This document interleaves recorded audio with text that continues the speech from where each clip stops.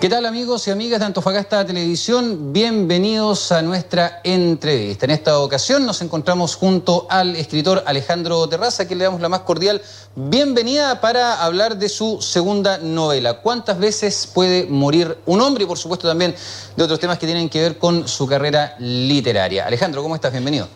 Gracias por la invitación. Alejandro, cuéntanos en primer lugar, ¿cuándo se edita? ¿Cuántas veces puede morir un hombre? ¿Y de qué trata a rasgos generales? En rasgos generales, la novela trata de un hombre, como todos nosotros, que está esperando el día de su jubilación. Y en esa espera se le imagina como algo fantástico, como algo magnífico, como algo esperable, y atesora en él ese momento. Y resulta que pasados los años, pasado el tiempo, cuando llega el momento, la primera noche que está jubilado, empieza a sentir el peso de lo que es estar jubilado, pues salir de la vigencia laboral, el sistema descarnado un poco, lo que significa, digamos, realmente ser viejo y no estar con los recursos que alguna vez se soñaron. Entonces él en esa madrugada, en su primera madrugada, hace un giro de su cabeza y comienza a repasar su vida. Y empieza a repasar todos los eventos que realmente lo hicieron feliz, pues, que fue la juventud, y ahí empieza él a balancearse entre lo que él pensaba y lo que era. Claro, el tema de la expectación que se genera en cada etapa de la vida también, en los saltos que vamos dando. Tiene una fuerte raigambre también este tema con lo que está ocurriendo actualmente en nuestro país. El tema de las jubilaciones no es algo a la que nadie esté ajeno actualmente. Además de esta relación que tiene como con este tema contingente, tiene relación también con otro tema que es sumamente interesante. Me gustaría ahondar en eso, que es justamente el tema de la tercera edad. Es un grupo social, un grupo etario que en la sociedad chilena también está bastante dejado de lado. ¿Cómo trataste este tema en la novela? Claro, efectivamente la novela la narro, digamos, en saltos temporales. Cuando él es niño, y ahí abunda la felicidad dentro de la narrativa, y un poco cuando es viejo y ese regusto amargo que tiene la vejez, que nosotros se la hemos dado, porque el sistema se ha preparado para que se sufra. No para que la palabra júbilo le haga justicia en términos de jubilación, sino que simplemente el sistema ha preparado la vida del trabajador para llegar a un sufrimiento que se deambula, tú lo sabes bien, en la farmacia, en los hospitales, y el viejo termina siendo el córrete porque en realidad está ahí sobrando en todos lados. Estorba, siendo que realmente el viejo es sabiduría caminante, es sabiduría viva. Entonces yo abordo el tema ahí de mi personaje que se llama Clodomiro, que fue un viejo bien picaresco toda la vida y trató de vivir la vida sin predeterminación de ser feliz, pero en cierto modo lo fue cuando vivió toda su juventud, digamos. Entonces, claro, cuando llega a pisar los primeros peldaños de la vejez, realmente él siente la sociedad que lo espera. ¿Cuántos de personajes que has conocido en tu vida o de tu misma familia hay en Clodomiro? Mira, la verdad es que el título es decidor, dice ¿cuántas veces puede morir un hombre? Y esta novela yo la escribí hace muchos años atrás, y es pensando un poco en que todos nosotros los hombres de la sociedad morimos más de una vez. Lo que pasa es que nosotros estamos esperando la última muerte.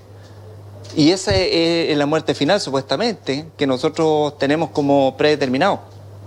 Pero cuando uno se casa, por ejemplo, inmediatamente muere el soltero e inmediatamente nace el hombre casado. Nace el hombre casado. Justamente. Entonces... Hay varios que mueren y nacen muchas veces en esa pasada.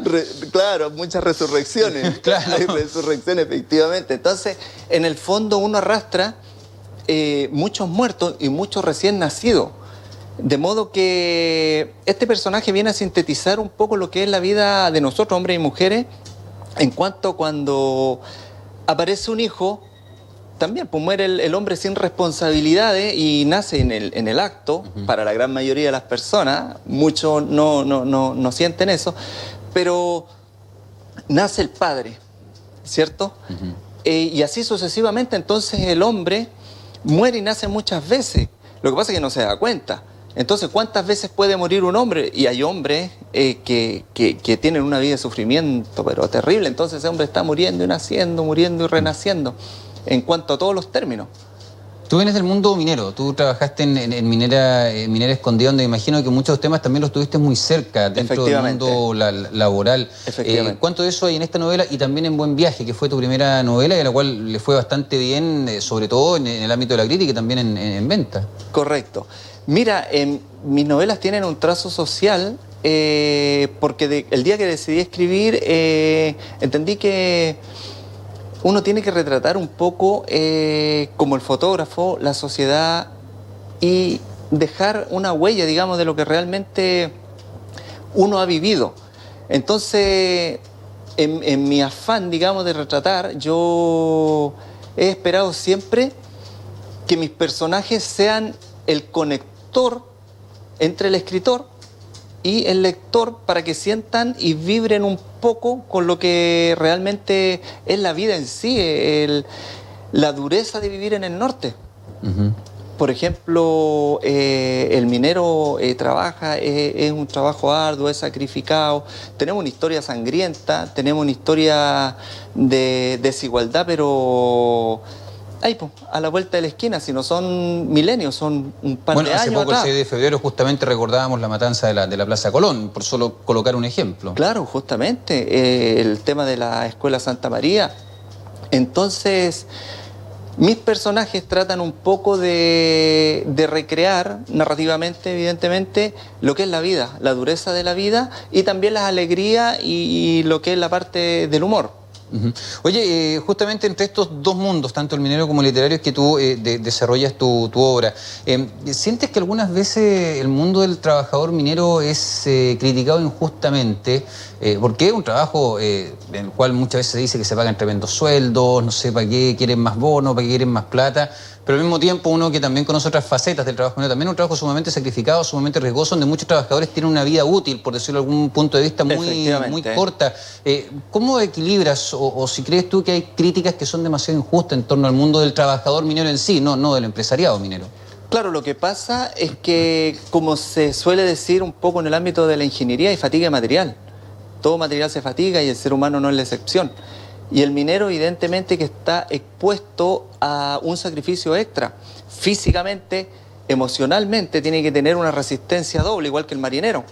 E intelectualmente lo mismo, o sea, porque cuando tú te encuentras en el desierto, cuando tú estás solo, el desierto te obliga a reflexionar. No hay minero, es lo mismo que estar en un barco en alta mar. El silencio, la soledad, la distancia, te genera reflexión respecto de cientos de cosas. De modo que es injusta la crítica social porque se ha vendido una imagen, ¿cierto?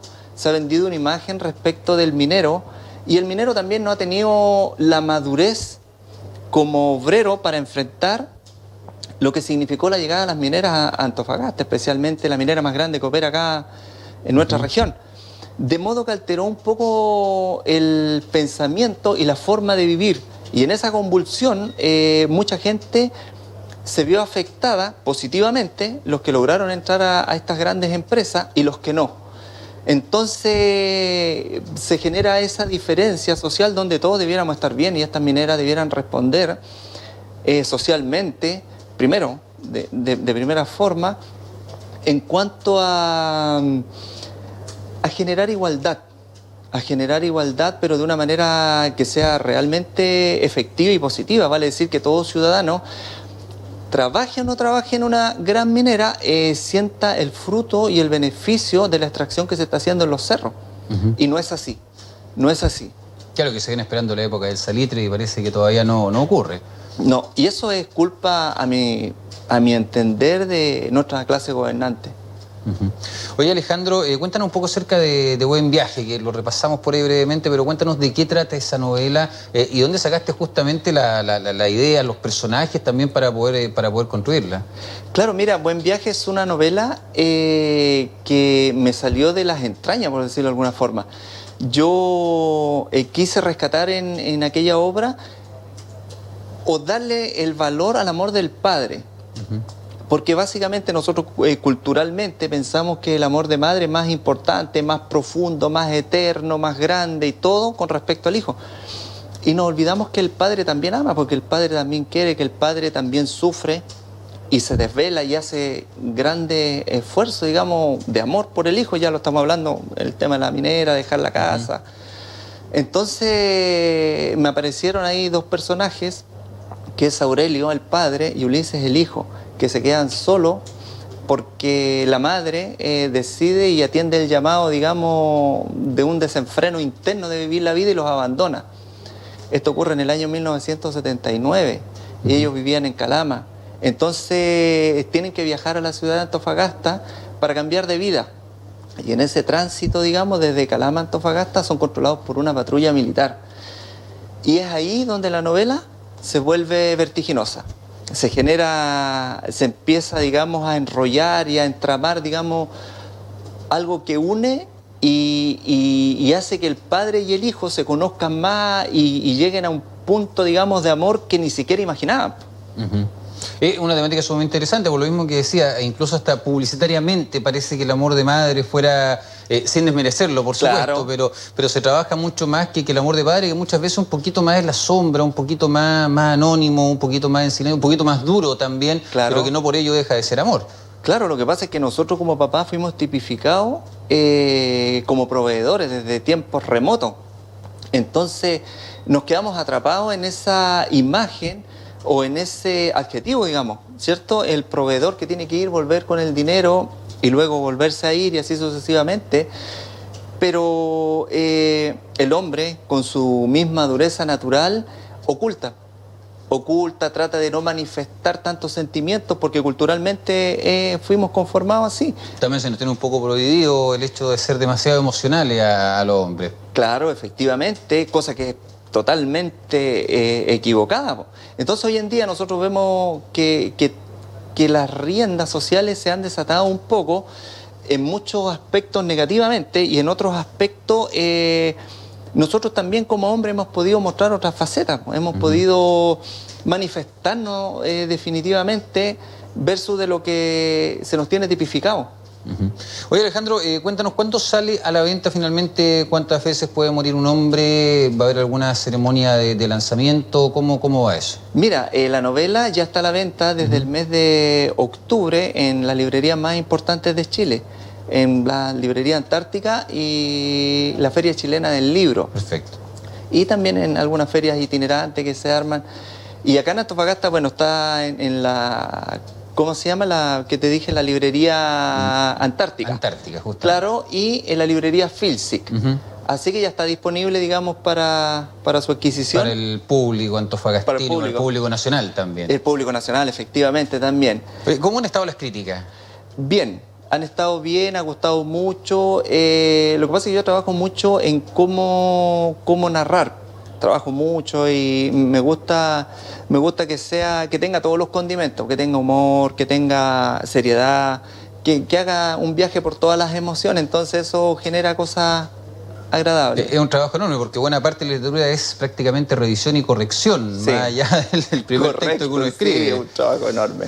Oye, ¿qué proyectos se vienen para este año y para el próximo, Alejandro, con respecto a narrativa? Mira, yo tengo escrito ya un ensayo literario, mi primer ensayo, que es el cincuentenario o el medio siglo del Liceo Industrial de Antofagasta, que es mi casa de estudio en la enseñanza media. Y estamos con una editorial antofagastina trabajando todo lo que es el proceso ya de la edición y publicación. Así que debiera ver la luz en un mes, 2 meses más. Es un poquito más para un público cerrado, si se quiere decir de alguna forma, porque es para la comunidad industrialina, no exceptuando a la comunidad en general, evidentemente. Pero eso es como lo más cercano a esta novela. Pero me imagino que de todas formas un orgullo relatar la historia del liceo donde te educaste. Evidentemente, es un orgullo y una alegría porque es contribuir con un granito de arena a la identidad, tal igual como lo hacen ustedes con los programas que tienen, a la identidad tanto estudiantil como regional. Porque el Liceo Industrial, dicho sea de paso, ha formado una cantidad de profesionales, técnicos profesionales a nivel medio, enorme, desde el año 1966 en adelante. Entonces, es parte de nuestro patrimonio también, como otras instituciones educacionales, evidentemente. Así es. Alejandro, muchas gracias por haber compartido esta entrevista con nosotros. Te deseamos lo mejor con este libro y, por supuesto, con todas las obras que vengan por delante. Muchas gracias. Muchísimas gracias a ustedes por la invitación. Nosotros dejamos hasta acá esta entrevista, amigos y amigas. Muchas gracias por habernos abierto también las puertas de su hogar para poder compartir con ustedes estas palabras que hemos compartido con Alejandro Terraza y cuántas veces puede morir un hombre. Nos encontramos en una próxima oportunidad, como siempre, aquí en las pantallas de Antofagasta Televisión.